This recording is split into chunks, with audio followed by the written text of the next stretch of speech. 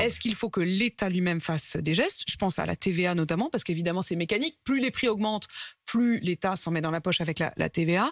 Est-ce qu'il faut aussi revenir sur la loi qui impose à la grande distribution 10% de marge? Est-ce que c'est deux outils faire plus simple et qui plus permettent rapide. quelque chose d'immédiat? Plus simple et plus rapide. Vous avez entièrement raison. Mais c'est la baisse de la CSG. La baisse de la CSG, c'est ce que nous proposons. C'est ce que les candidats LR propose, c'est la baisse de la CSG. Vous avez vu l'émission juste avant nous, la partie de l'émission, c'est Nicolas Dos, je crois, qui expliquait que le coût de l'inflation, c'est 90 € par mois.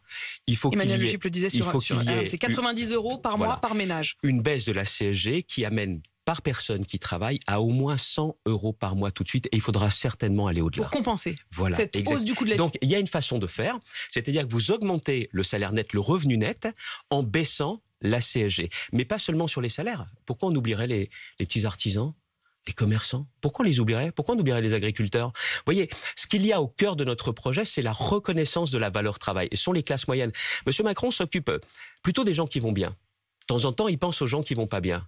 Nous, on pense à tout le monde. Ceux qui vont bien, ceux qui vont pas bien, mais ceux qui sont au milieu, les éternels oubliés. Vous savez, les classes moyennes, trop riches, paraît-il, pour être aidées, mais pas assez pour s'en sortir. Ils en ont marre. Et je vais vous dire, mon inquiétude pour les années qui viennent, c'est qu'à un moment donné, ils n'en puissent plus. Pourquoi?